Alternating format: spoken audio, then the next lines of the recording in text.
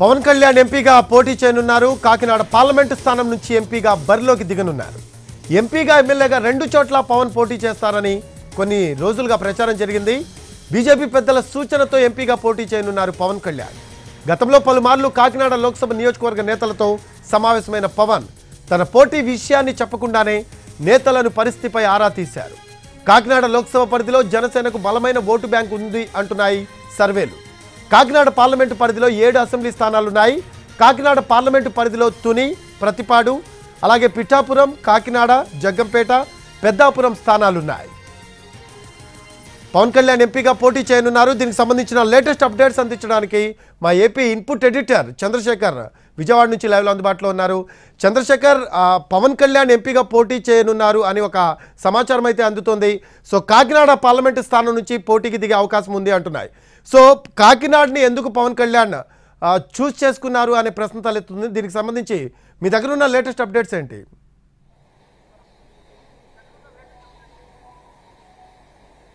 Kakinada parliament నుంచి పోటీ చేయాలనేది బీజేపీ సూచనతో అని చెప్తా ఉన్నారు. ఇంకా అధికారికంగా ప్రకటన రావాల్సి ఉంది. అయితే గత కొంతకాలంగా ప్రచారం అయితే జరుగుతోంది.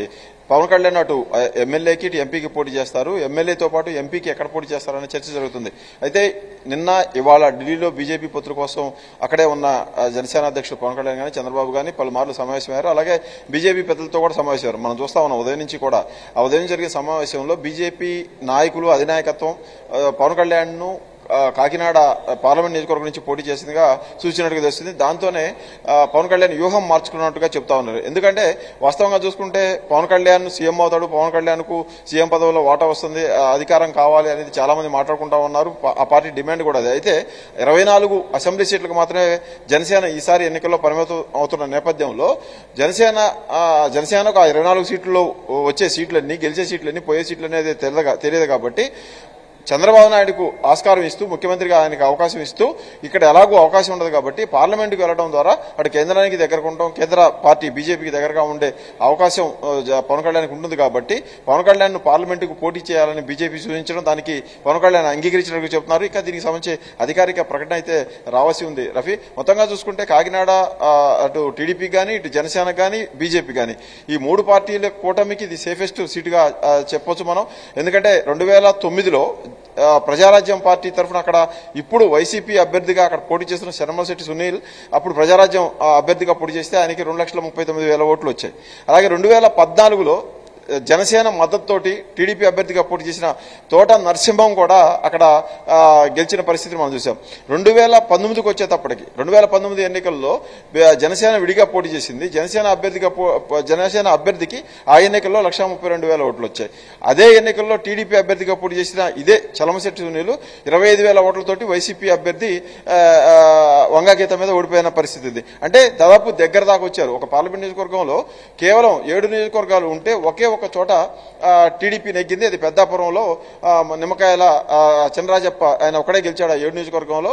అయినప్పటికీ కూడా టీడీపీ పార్లమెంట్ నియోజకవర్గం ఓవరాల్ గా చూసుకున్నప్పుడు కేవలం 25,000 ఓట్ల మెజార్టీతోనే ఓడిపోయింది, తేడాతోనే ఓడిపోయింది. కాబట్టి ఇది ఏ విధంగా చూసుకున్నా కూడా జనసేనకు, టీడీపీకి, బీజేపీకి అనుకూలంగా ఉన్న సీటుగా ఒకటి నిర్ణయించారు. ఆ అనుకూలమైన సీట్లో పవన్ కళ్యాణ్ పోటీ చేయడం ద్వారా ఆయన కేంద్ర రాజకీయాల మీద దృష్టి పెట్టడానికి అవకాశం ఉంటుంది. ప్రస్తుతానికైతే రాష్ట్రం నుంచి ఈ కూటమి గెలిస్తే కూటమి తరఫున ముఖ్యమంత్రిగా చంద్రబాబు నాయుడు ఉంటారు కాబట్టి ఆయనకి అడ్డు లేకుండా అలాంటి సమస్యలు, సందేహాలు ఏమి రాకుండా ఉండడం కోసం పవన్ కళ్యాణ్ కు ఇలాంటి సూచన బీజేపీ అధినాయకత్వం చేసినట్టుగా ప్రాథమికంగా మనకు వస్తున్న సమాచారం ఉంది. దీని మీద అధికారిక ప్రకటన రావాలి. ఇంకా ఈ మొత్తం కూటమిలో కూడా ఎవరు ఎన్ని సీట్లకు ఎక్కడెక్కడ పోటీ చేస్తారనేది కూడా ఇంకా క్లారిటీ రావాల్సి ఉంది. మొదట టీడీపీ, జనసేన అయితే ఒక ప్రకటన చేసేయి. జనసేనకు 24 అసెంబ్లీ సీట్లు, 3 పార్లమెంట్ సీట్లు ఇస్తా ఉన్నారు. తాజాగా వస్తున్న సమాచారం ప్రకారం చూస్తే జనసేనకు 2 సీట్లు మాత్రమే పార్లమెంటు పోటీ చేయడానికి అవకాశం ఉంటుందని చెప్తున్నారు. దీనికి సంబంధించి ఇంకా అధికారిక ప్రకటన అయితే రాలేదు. 3 కలిసి పోటీ చేయాలని అయితే నిర్ణయం తీసుకున్నట్టుగా టీడీపీ వైపు నుంచి ప్రకటన అయితే వచ్చేసింది. అయితే ఈ ప్రకటనలో భాగంగా ఎవరు ఎన్ని సీట్లకు పోటీ చేస్తారనే చర్చ అయితే జరుగుతూ ఉంది. ఇప్పటికీ 24 అసెంబ్లీ సీట్లు జనసేనకి ఇచ్చారు కాబట్టి ఇంకొక 6-7 సీట్లు అసెంబ్లీ సీట్లు బీజేపీకి ఇస్తారు. 30-31 బీజేపీకి అవుతాయి. ఇక 145 సీట్లలో టీడీపీ అభ్యర్థులే పోటీలో ఉంటారనేది మనకు అందుతున్న సమాచారం. మొత్తానికి గత కొన్ని రోజులుగా టీడీపీ, బీజేపీ మధ్య అలాగే జనసేన ఈ 3 పార్టీల మధ్య జరుగుతున్న ఈ పొత్తుల చర్చలకు సంబంధించి ఎప్పుడు ఎండు కార్డు పడుతుంది, శుభం పడుతుందని అందరూ ఎదురు చూశారు. అయితే ఈ రోజు ఈ చర్చలకు, ఈ పొత్తుల అంశానికి తెరపడింది. సీట్ల పంపకం మీద 3 పార్టీలకు క్లారిటీ వచ్చింది. వీటిల్లోనే అనూహ్యమైన నిర్ణయం ఏంటంటే కాకినాడ నుంచి పార్లమెంటు ఎన్నికల్లో పవన్ కళ్యాణ్ పోటీ చేయాలని నిర్ణయం తీసుకోవటం. అది సేఫెస్ట్ సీట్గా ఉంది. ఇక్కడ ప్రధానంగా మనం చూడాల్సిన అంశం కూడా ఇంకోటి ఉంటుంది రఫీ, ఏంటంటే ఈ జనసేన టీడీపీ కూటమిలో వాళ్ళ బలమంతా కూడా కేంద్రీకరించింది ఉభయ గోదావరి జిల్లాల్లో. ఈ ఉభయ గోదావరి జిల్లాల్లో ఏమాత్రం కాస్త అటు ఇటు అయినా కూడా టీడీపీ అనుకున్న గోల్ను కానీ జనసేన అనుకున్న గోల్ను కానీ చేరే అవకాశం లేదు. మొత్తంగా ఉత్తరాంధ్ర నుంచి వెస్ట్ గోదావరికి కూడా ఈ 3 పార్టీల కూటమికి అనుకూలంగా ఉంటుంది. ఇక్కడున్న దాదాపు 70 సీట్లలో సింహభాగం సీట్లు 10-15 సీట్లు మినహా మిగతా సీట్లన్నింటి కూడా తెలుగుదేశం, జనసేన, బీజేపీ కూటమి గెలుచుకుంటుంది అనే అంచనాలో ఉన్నారు. ఆ అంచనా ప్రకారం చూసుకొని ఇక్కడ ఈస్ట్ గోదావరిలో కానీ వెస్ట్ గోదావరి ఈ ఉమ్మడి జిల్లాల్లో ఎక్కడా కూడా ఈ కాంబినేషన్ లో ఉన్న సీట్లు పోకుండా ఉండడం కోసం వీళ్ళంతా కూడా ప్రయత్నం చేస్తున్నారు. ఎందుకంటే అదే సమయంలో వైసీపీ కూడా తీవ్ర ప్రయత్నాలు చేస్తుంది. ఈస్ట్ వెస్ట్ లో ఈ టీడీపీ జనసేన కూటమికి సంబంధించిన బలం ఏదైతే ఉందో దాన్ని విచ్ఛిన్నం చేయడానికి చూస్తుంది. కాపు ఓటు బ్యాంకు ప్రధానంగా పవన్ కళ్యాణ్ చుట్టూ ఉంది. పవన్ కళ్యాణ్ ఎటుంటే ఆ ఓట్ బ్యాంక్ అటు ఉంటుంది కాబట్టి ఆ ఓట్ బ్యాంక్ అంతా ఒక పక్కకు చేరింది. సాంప్రదాయబద్ధంగా టీడీపీకి ఉండే ఓట్ బ్యాంక్ ఇంకో పక్క ఉంది. ఇలా ఈ 2 ఓట్ బ్యాంకులు కలిసినప్పుడు వైసీపీ దెబ్బతినకుండా ఉండడం కోసం వైసీపీ చేస్తున్న ప్రయత్నాలు ఏంటంటే బీసీ నినాదం తీసుకుంది.